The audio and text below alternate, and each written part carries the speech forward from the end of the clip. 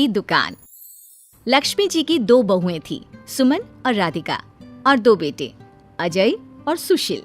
लेकिन लक्ष्मी जी के बहू बेटे उनको अपने साथ रखने को तैयार नहीं थे। बहुओं के तेज स्वभाव के चलते लक्ष्मी जी को अपना ही घर छोड़कर एक किराए की कोठरी में रहना पड़ रहा था। कुछ दिनों से उनके बेटों ने उन्हें पैसे देना भी बंद कर दिया था। ऐसी स्थिति में लक्ष्मी जी ने अपनी जमा पूंजी से एक छोटी सी दुकान खोली। एक दिन शाम के वक्त, अजय सुनते हो, तुम्हारी माँ ने दुकान खोली है। दुकान अब इस उम्र में दुकान पर बैठेगी वो। अब क्या किया जा सकता है, माँ की तो बुद्धि सठिया गई है। मोहल्ले में मजाक बनाएंगे सब हमारा। अरे जेठ जी, इसमें परेशानी क्या है अगर सासू माँ ने दुकान खोली है? हाँ, राधिका ठीक तो कह रही है। अपनी दुकान पर बैठी रहेगी, कम से कम हमें परेशान तो नहीं करेंगी। हाँ, वैसे बात तो ठीक है। खुद के दो पैसे कमाएंगी तो कभी कभार हमें जो खर्चा देना पड़ता है ना, वो भी देने से बच जाएंगे हम लोग। फिर किस बात की परेशानी, खोलने दो माँ को दुकान, हमें क्या। वैसे भी अपनी कोठरी में चुपचाप रह रही है ना, चाहे दुकान खोले या मॉल बनाए, हमें उससे क्या लेना देना। अगले दिन सुमन अपनी सास की दुकान पर पहुंचती है। सासू माँ, आपकी दुकान में शक्कर है क्या? शक्कर जरा 1 किलो दे दीजिएगा। हाँ हाँ बहू, है ना, लो बेटा। 1 किलो क्यों, 2 किलो ले जाओ। सोच लो सासू माँ, घाटा हो जाएगा आपको। पैसे नहीं देने वाली मैं। देखो सुमन, ये मेरी दुकान है और यहाँ पर जो भी कोई सामान खरीदने आता है उसे पैसे तो देने ही पड़ते हैं। अरे सासू माँ, ऐसा क्यों करी आप? अरे देखो ना, घर पर आपका बेटा और पोते पोती दूध में शक्कर डालने के लिए कब से इंतजार कर रहे हैं।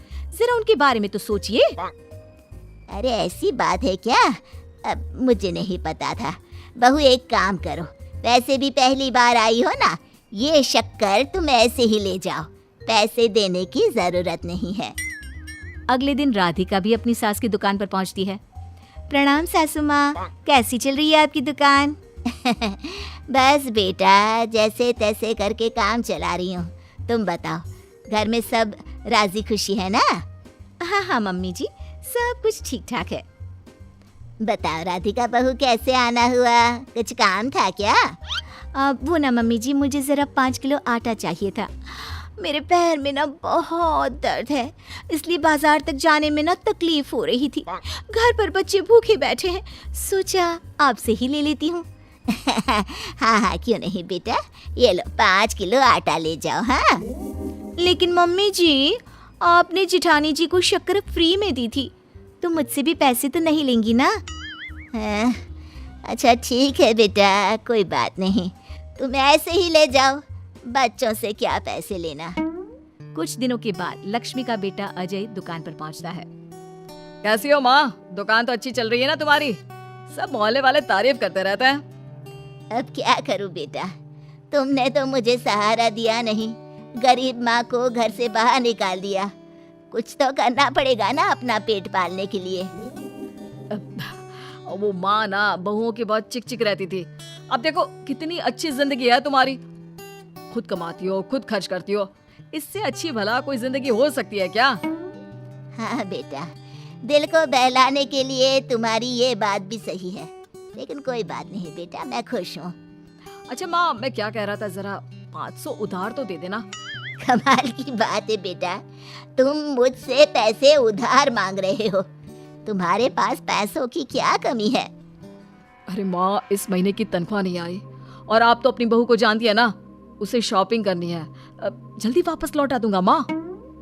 ठीक है बेटा, ये लो 500 रुपए, लेकिन देखो कुछ दिनों में वापस दे देना, मुझे अपनी दुकान के लिए माल भी तो खरीदना है। हाँ हाँ ठीक है माँ, जल्दी ही पैसे लौटा दूंगा। बहुत दिनों तक अजय अपनी माँ लक्ष्मी के पैसे वापस नहीं देता और सुमन और राधिका बार बार किसी न किसी बहाने से अपनी सास लक्ष्मी की दुकान से बिना पैसे दिए खूब सारा सामान ले आती है, जिसकी वजह से लक्ष्मी को अपनी दुकान में बहुत घाटा होता है। फिर एक दिन जब राधिका सामान लेने के लिए लक्ष्मी की दुकान पर पहुंचती है। सासू माँ, जरा वो 1 किलो दाल तो देना। नहीं बहू, अब मैं तुम्हें या सुमन को कोई सामान फ्री में नहीं देने वाली। तुम लोगों ने कभी कोई मदद नहीं की मेरी।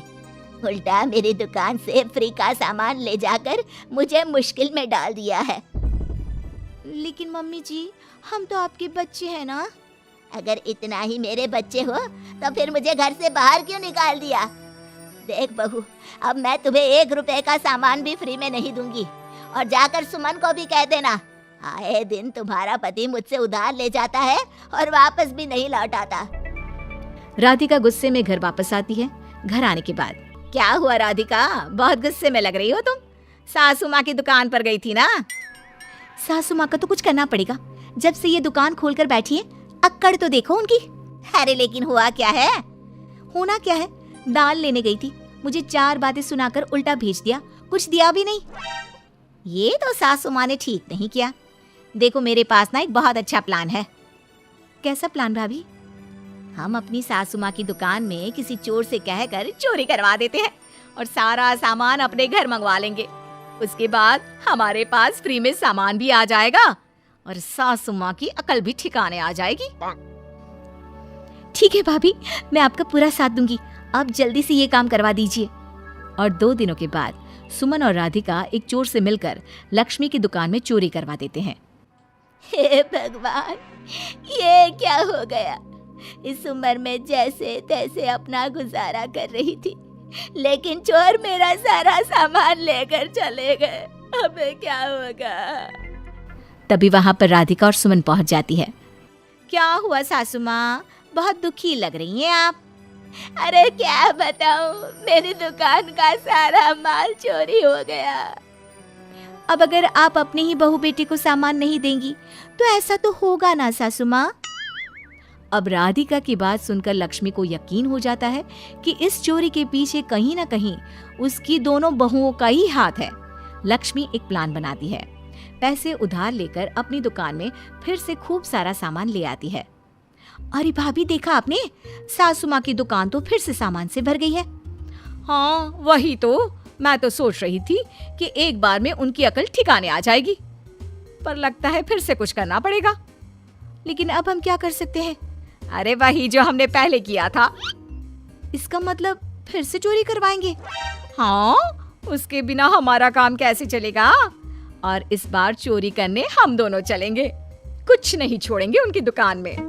सुमन और राधिका दोनों मिलकर लक्ष्मी की दुकान में चोरी कर लेती हैं और सारा सामान चुपचाप अपने घर के स्टोर में लाकर रख देते हैं। लेकिन सुबह होते ही लक्ष्मी पुलिस लेकर सुमन और राधिका के घर पहुंच जाती है। इंस्पेक्टर साहब, मेरी इन दोनों बहुओं ने ही घर में चोरी की है। अरे ना ना इंस्पेक्टर साहब, ये हम पर झूठा इल्जाम लगा रही हैं। अरे हम क्यों इनकी दुकान में चोरी करने लगे? माँ, आपको शर्म नहीं आती अपनी बहू पर झूठा इल्जाम लगाते हुए? हाँ माँ, हम आपके बेटे हैं और ये आपकी बहुएं हैं, आप ऐसा कैसे कर सकती हैं? लक्ष्मी जी, क्या आपके पास कोई सबूत है? अरे इंस्पेक्टर साहब, आप इनकी बातों में मत आइए। ये हमारी माँ है और इनकी दिमागी हालत ठीक नहीं है, इसीलिए तो हमसे अलग रहती हैं। इंस्पेक्टर साहब, मेरी दिमागी हालत बिल्कुल ठीक है और मेरे पास इन दोनों के खिलाफ बहुत बड़ा सबूत है। बताइए क्या सबूत है आपके पास? आप जरा मेरी दोनों बहुओं के हाथ पानी से धुलवा दो, फिर सब कुछ साफ साफ पता चल जाएगा। अरे हाथ पानी से धोने से क्या होगा माँ? आप दोनों मेरे सामने अपने हाथों पर पानी डालिए। जैसे ही राधिका और सुमन अपने हाथ पानी में डालती हैं, उनके हाथों का रंग लाल हो जाता है और ये देखकर सब लोग हैरान रह जाते हैं। अरे ये क्या, तुम्हारे हाथों का रंग अचानक से लाल कैसे हो गया? क्योंकि मैंने अपनी दुकान के सारे सामान पर एक तरह का केमिकल लगा कर रखा था।